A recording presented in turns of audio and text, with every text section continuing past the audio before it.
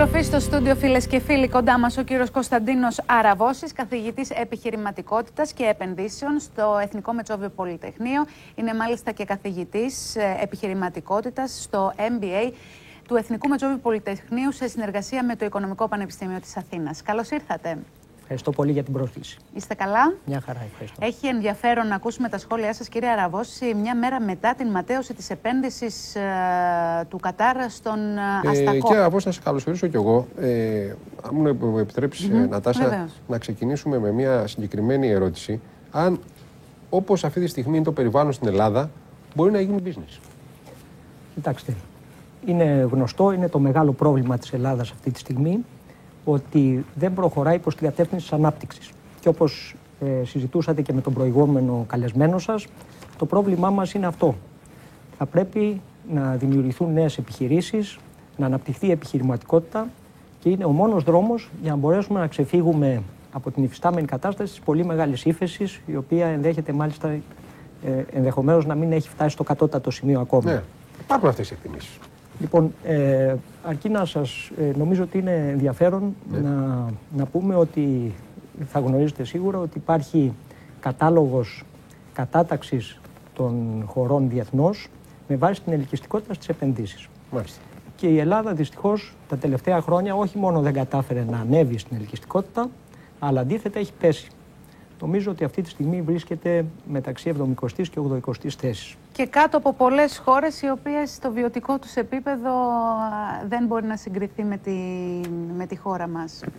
Έτσι είναι και μάλιστα αν συγκριθούμε με τις παλαιές χώρες της Ευρωπαϊκής Ένωσης, νομίζω ότι είμαστε ουραγοί και μάλιστα πρέπει και σε σχέση με τις νέες χώρες που εντάχθηκαν τις επόμενες 10 στην Ευρωπαϊκή Ένωση, πάλι δεν βρισκόμαστε. Άρα, θεσμικά, τι μπορεί αυτή τη στιγμή να βοηθήσει την ανάπτυξη επιχειρηματικότητας και πού αισθάνεσαι εσείς ότι πρέπει να γίνουν προσθήκες, παρεμβάσεις, αλλαγές? Να δούμε ποια είναι τα προβλήματα. Το World Economic Forum κατατάσσει τις χώρες με βάση συγκεκριμένα κριτήρια. Πρέπει να δούμε ποια είναι αυτά τα κριτήρια. Ένα σημαντικό κριτήριο από το οποίο πρέπει να ξεκινήσουμε είναι, για παράδειγμα, πόσες ημέρες απαιτούνται, απλό βέβαια, αλλά πολύ σημαντικό, πόσες ημέρες απαιτούνται για την ίδρυση μιας επιχείρησης. Ναι. Στην Ελλάδα, για την ίδρυση μιας ΑΕ, απαιτούνται πάνω από 30 μέρες. Και ποιο είναι και το κόστος για την ίδρυση μιας επιχείρησης? Είναι πολύ υψηλότερο σε σχέση με άλλες χώρες όπως η Αμερική, στην οποία Αμερική μπορεί κανείς να ιδρύσει επιχείρηση μέσα σε μία μέρα και μάλιστα χωρίς καν να σηκωθεί από το γραφείο του, μέσω ίντερνετ. Και με πολύ χαμηλότερο κόστος. Άρα ξεκινούμε από εκεί, από την ίδρυση μιας επιχείρησης. Από εκεί και πέρα ιδρύουμε την επιχείρηση και ποια είναι τα προβλήματα που συναντούν οι επιχειρηματίες?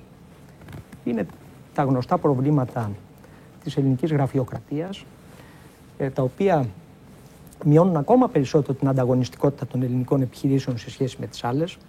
Είναι το πρόβλημα της διαφθοράς, που γνωρίζουμε όλοι πόσο δύσκολο είναι να ξεκινήσει μια καινούργια επιχείρηση. Αν πάρουμε ένα παράδειγμα. Στον τομέα με τον οποίο ασχολούμαι εγώ, τεχνολογικές επενδύσεις στον τομέα των Apple. Παλιότερα, πριν από το τελευταίο νομοθετικό πλαίσιο που κάπως βελτίωσε τα πράγματα, χρειάζονταν πάνω από 35 εγκρίσεις και υπογραφές για να ξεκινήσει ένα αιωλικό πάρκο.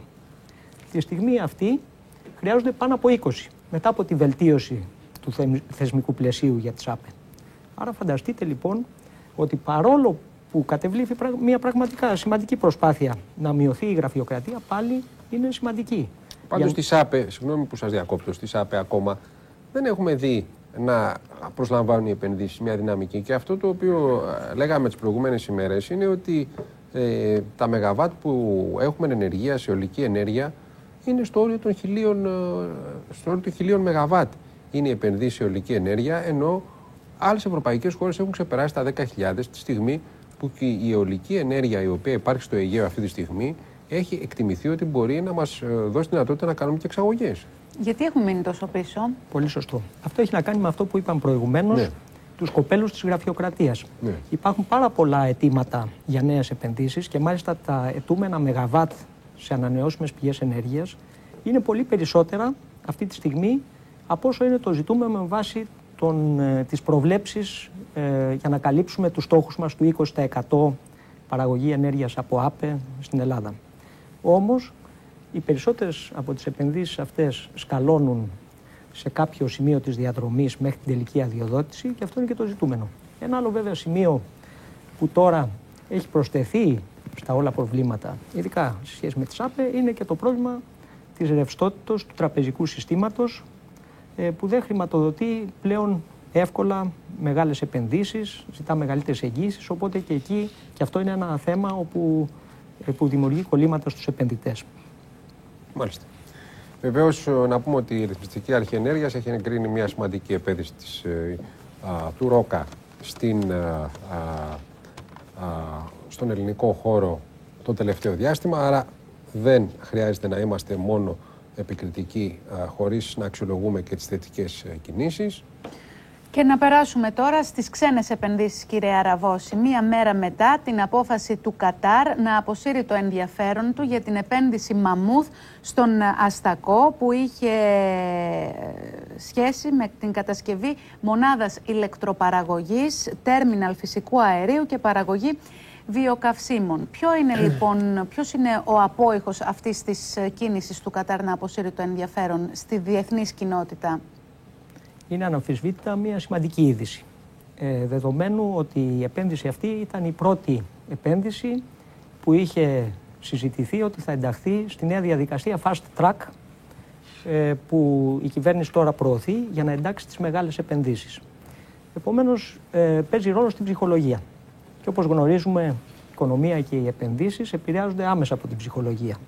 Όμως αυτό δεν σημαίνει κάτι, δηλαδή είναι σαφές ότι οι επενδύσεις πολλές φορές μπορεί να σταματήσουν διότι στη φάση της αξιολόγησης αλλάζουν κάποια στοιχεία και ενδεχομένως από ό,τι δημοσιεύτηκε τουλάχιστον το πρόβλημα ήταν ότι δεν κατάφεραν οι επενδυτές αυτοί να συμφωνήσουν με τους αποδέκτες της ενέργειας που θα παραγόταν σε μία τιμή. Αυτό πρέπει να ήταν το κύριο πρόβλημα. Αλλά παρόλα αυτά εγώ νομίζω ότι το fast track και γενικά οι διαδικασίες οι οποίες θα μπορέσουν να απεμπλέξουν γρήγορα σχετικά τις επενδύσεις, ιδιαίτερα ξεκινώντας από τις μεγάλες, αλλά νομίζω ότι αυτό θα πρέπει με μια αντίστοιχη διαδικασία να επεκταθεί και σε μικρότερες επενδύσεις, νομίζω ότι αυτός ο θεσμός θα βοηθήσει. Το ζήτησε βέβαια και ο κ. Δασκαλόπουλος του ΣΕΒ, fast track όχι μόνο για τις ξένες επενδύσεις, αλλά και για τις ελληνικές. Η Ελλάδα τώρα, κύριε Αραβώση, είναι ελκυστικός προορισμός για την τοποθέτηση ξένων κεφαλαίων? Τη στιγμή αυτή δεν είναι ιδιαίτερα ελκυστική. Ένας λόγος, πέραν των υπάρχουν πολλοί λόγοι, ένας λόγος είναι ότι δεν υπάρχει μια σταθερή φορολογική και οικονομική πολιτική. Βλέπουμε όλα τα τελευταία χρόνια, σχεδόν κάθε χρόνο αλλάζει το φορολογικό πλαίσιο. Επίσης, άρα υπάρχει μια αστάθεια.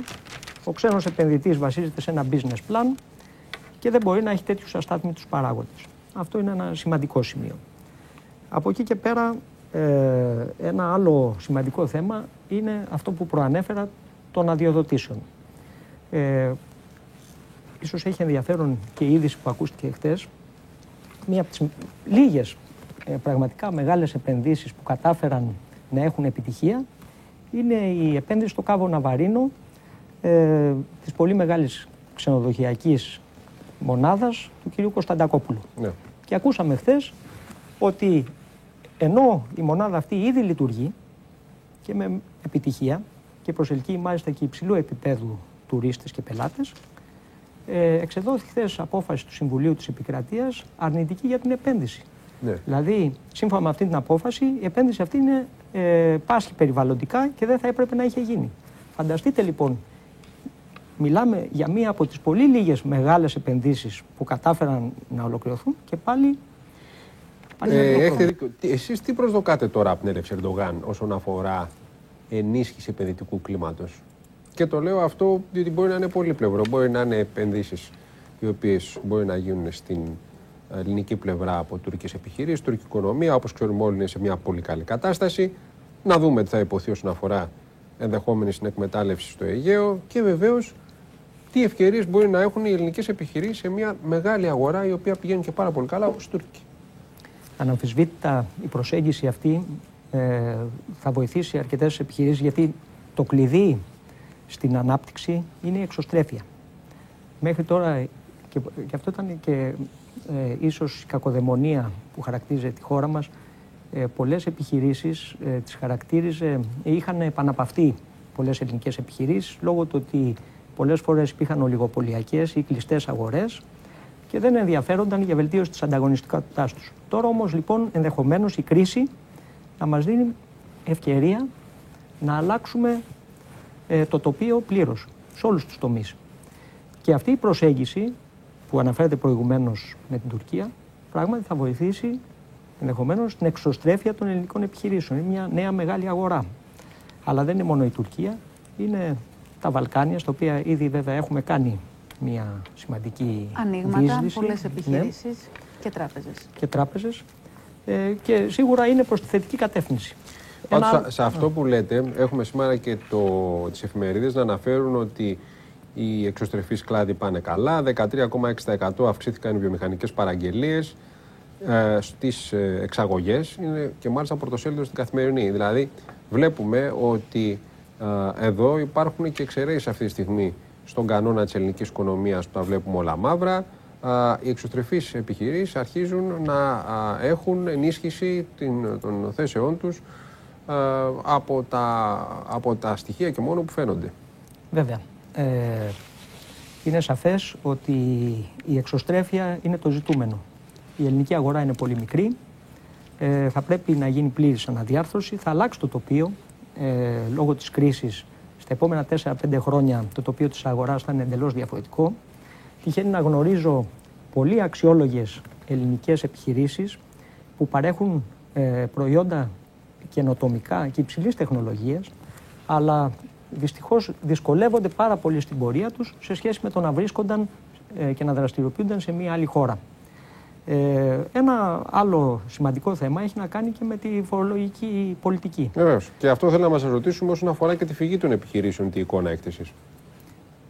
Σωστά. Ακούστηκε πρόσφατα ότι η 3E, η Coca-Cola, συζητάει σοβαρά το ενδεχόμενο να αποσυρθεί από τη χώρα μας. Και είναι μία από τις λίγες πολυεθνικές επιχειρήσεις που έχουν την έδρα τους στη χώρα μας. Κύριος λόγος ήταν η πολύ υψηλή φορολογική κλίμακα που φτάνει, εφόσον φορολογηθούν και τα μερίσματα των μετόχων, πάνω από 40%. Επομένως, αυτό είναι μεγάλο αντικίνητρο και επειδή μιλάμε τώρα για μια αγορά σε ένα διεθνές περιβάλλον, ένας επίδοξος επενδυτής, ο οποίος θέλει να έρθει στη χώρα μας, μπορεί να διαλέξει και μεταξύ της Βουλγαρίας ή της Κύπρου, που έχουν φορολογικούς συντελεστές της τάξης του 10%. Μία λίστα ήταν να μειώσουμε τους φορολογικούς συντελεστές, να γίνουμε πιο ελκυστικοί και σε αυτό το επίπεδο. Είναι και η πρόταση Πισαρίδη αυτή, έτσι. Τι λέτε? Είναι και η πρόταση του οικονομολόγου Πισαρίδη, ο οποίος έλαβε τον Νόμπελ. Μάλιστα. Ο οποίος έχει κάνει εξκέλευτες προτάσεις κιόλας και όσον αφορά τους απασχολουμένους στο δημόσιο τομέα. Είναι πράγματι μια πολύ ενδιαφέρουσα πρόταση και στα δύο σκέλη της. Ξεκινώντας όμως από το φορολογικό, δεν έχει κανένα νόημα να θεσμοθετούμε fast track για να φέρουμε νέες μεγάλες επενδύσεις όπως των Κινέζων ή των επενδυτών του Κατάρ και από την άλλη πλευρά να φεύγουν οι υφιστάμενες ελληνικές επιχειρήσεις οι οποίες λειτουργούν στο παλιό πλαίσιο και να μετακινούνται ή της Βορείου Ελλάδος σε γειτονικές χώρες όπως είναι η Βουλγαρία ή οι πολυεθνικές σε άλλες χώρες με πιο ελκυστικό περιβάλλον. Επομένως, η μείωση. Άρα, εσείς βλέπετε ότι πρέπει να ξεκαθαρίσει και να βελτιωθεί το φορολογικό πλαίσιο, έτσι. Είναι σαφές ότι με υψηλούς φορολογικούς συντελεστές το πλαίσιο δεν είναι καθόλου ελκυστικό για νέες επενδύσεις. Μάλιστα. Νατάσα. Κύριε Αραβώση, βλέπουμε το τελευταίο διάστημα και τον ίδιο τον Πρωθυπουργό αλλά και τα ανώτατα στελέχη της κυβέρνησης σε όλα τους τα ταξίδια εντός της Ευρώπης και εκτός και στην Αμερική πρόσφατα να καλούν ξένους επιχειρηματίες σε επενδύσεις στη χώρα μας.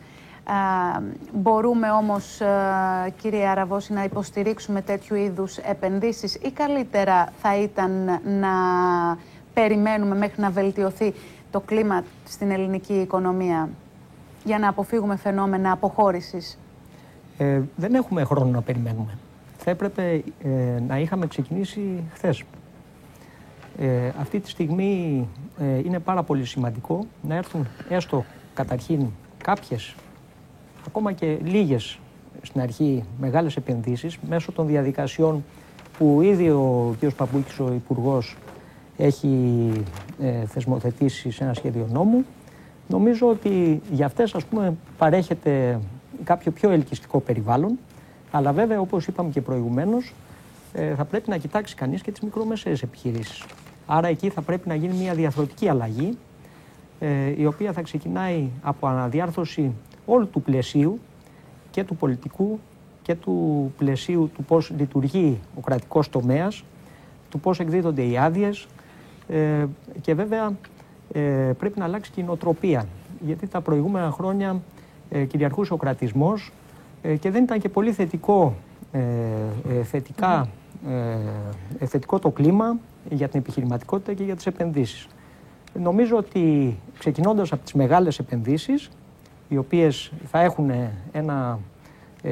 μια σημαντική επίδραση, θα πρέπει να προχωρήσουμε μετά και σε βελτίωση του κλίματος των γενικότερων δομών. Μικρομεσαίες λοιπόν επιχειρήσεις που αποτελούν βασικό πυλώνα της ελληνικής οικονομίας και έχουν δεχθεί, κύριε Αραβώση, πρώτες τα πυρά της κρίσης.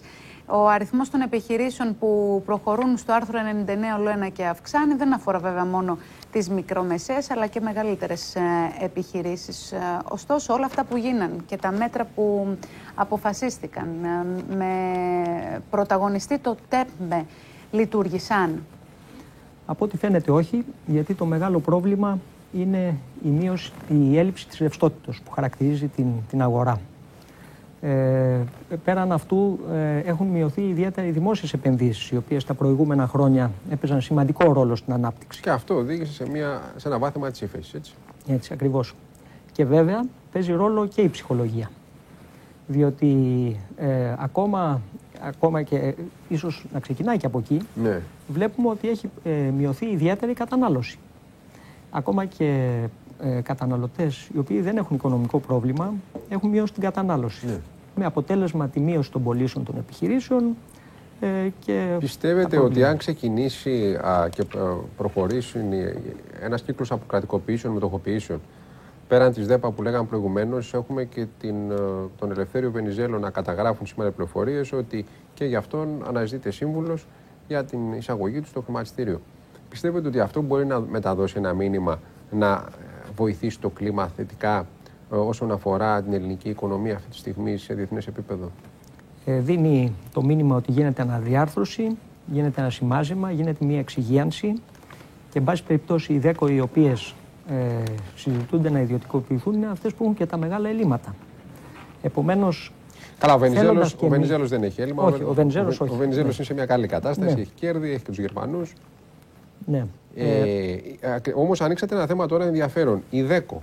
Ακριβώς διότι μπαίνουμε πια στην πολιτική στην οποία θα πρέπει να δούμε κάποιες σοβαρότερες προσπάθειες στη μείωση των κρατικών δαπανών. Αυτή τη στιγμή η ΔΕΚΟ είναι, θα λέγε κανείς, στο στόχαστρο, στο γενικό στόχαστρο αυτή τη στιγμή, όσον αφορά το πώς θα προχωρήσουν εκεί περικοπές δαπανών, οι οποίες θα είναι αποτελεσματικές.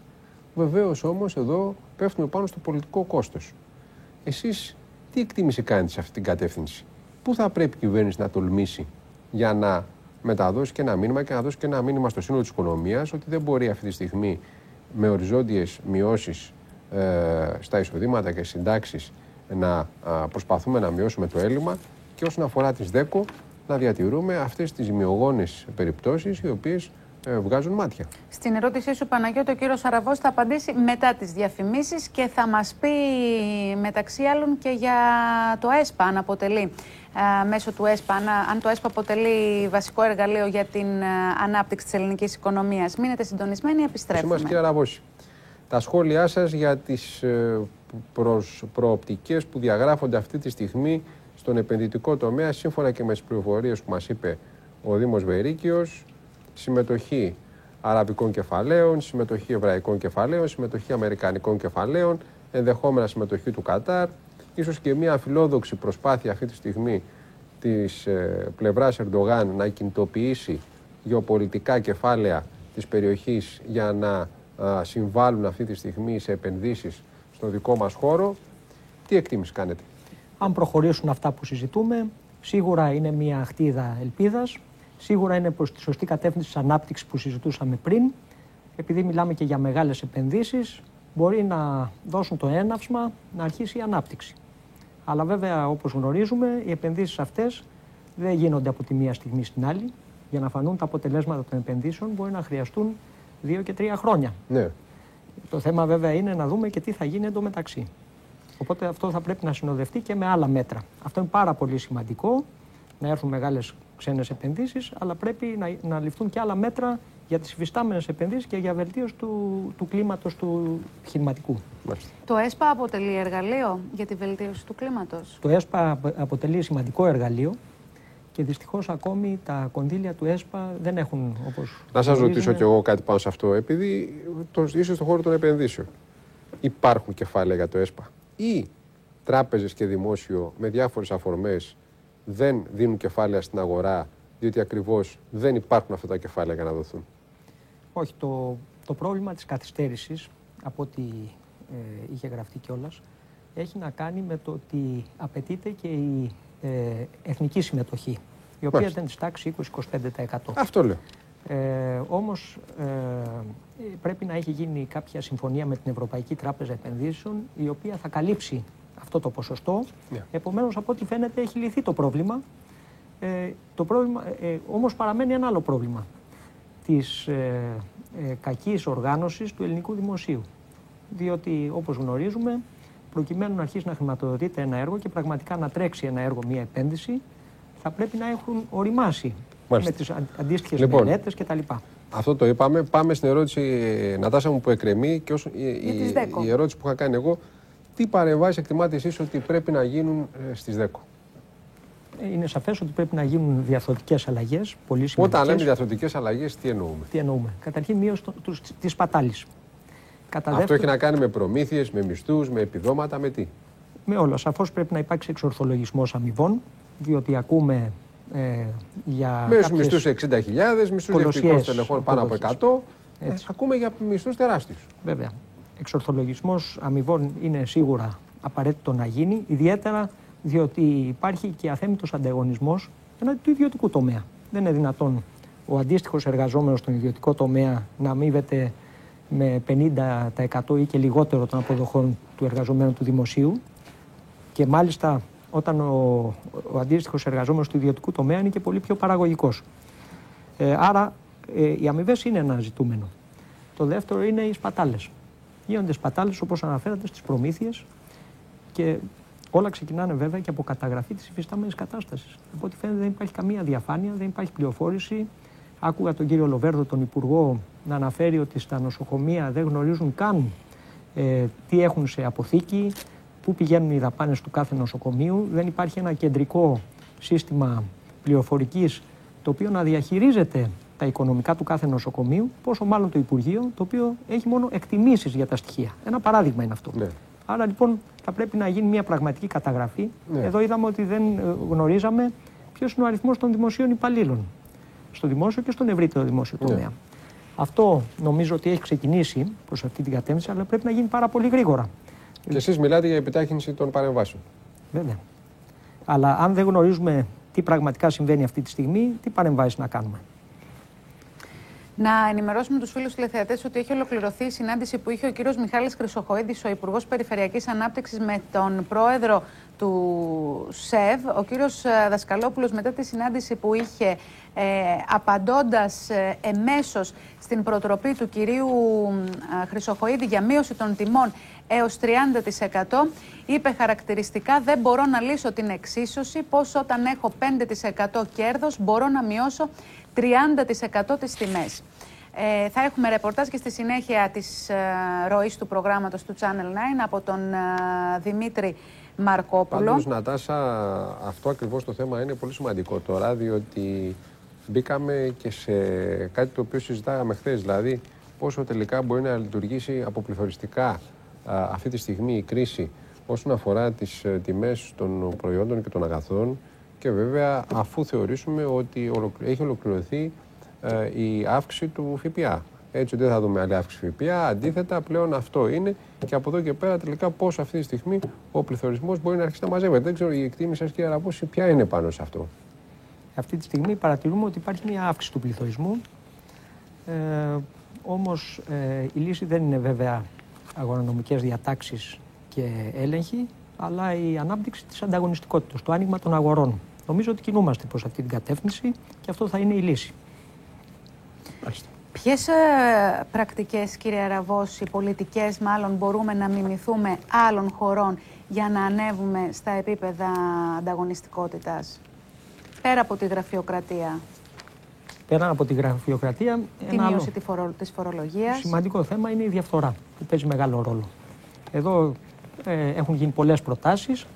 Θα πρέπει να είναι πολύ αυστηρές οι ποινές, κατά τη γνώμη μου, σε όσους συλλαμβάνονται να επιπίπτουν σε τέτοια αδικήματα διαφθοράς, και θα πρέπει να υπάρξει και παραδειγματισμός. Δηλαδή να δούμε επιτέλους κάποιους να τιμωρούνται.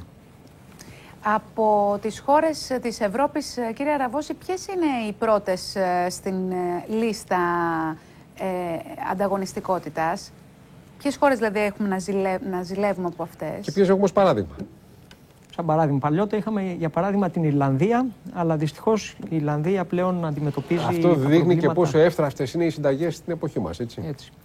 Αυτή τη στιγμή η ατμομηχανή της Ευρώπης, η μόνη χώρα στην Ευρώπη που έχει πραγματική ανάπτυξη, είναι, όπως είπατε και προηγουμένως, η Γερμανία. Βέβαια, δεν μπορούμε να συγκρίνουμε την Ελλάδα με τη Γερμανία, αλλά είναι ένα benchmark.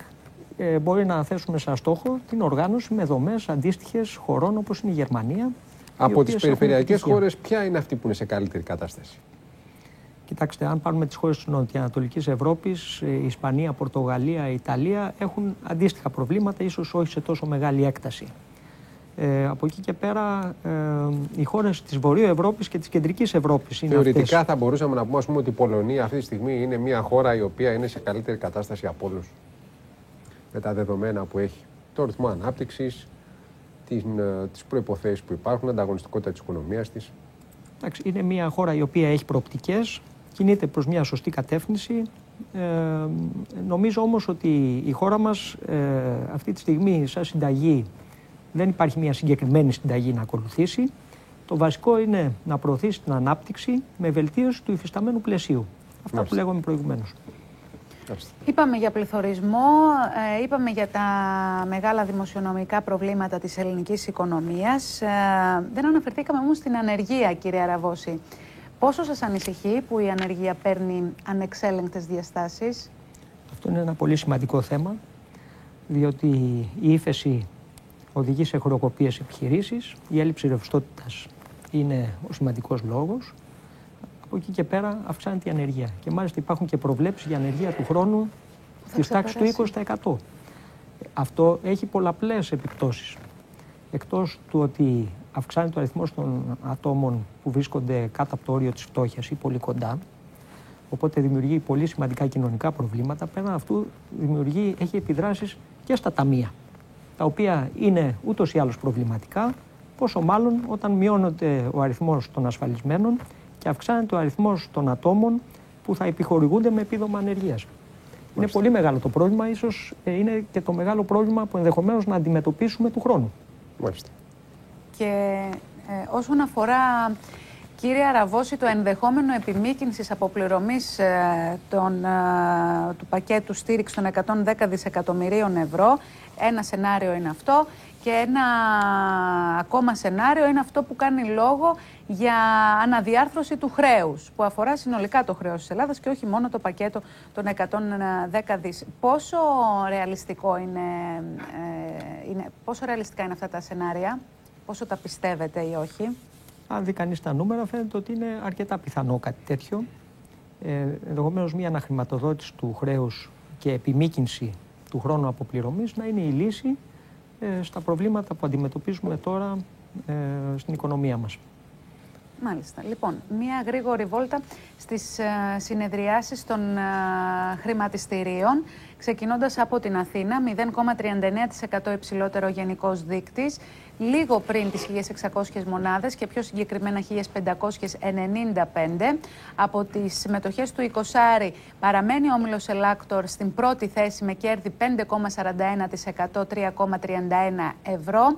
Άνω του 3% τα κέρδη για ταχυδρομικό ταμιευτήριο. Σημαντική απόδοση για την Motor Oil, 3% στα 7,81 ευρώ.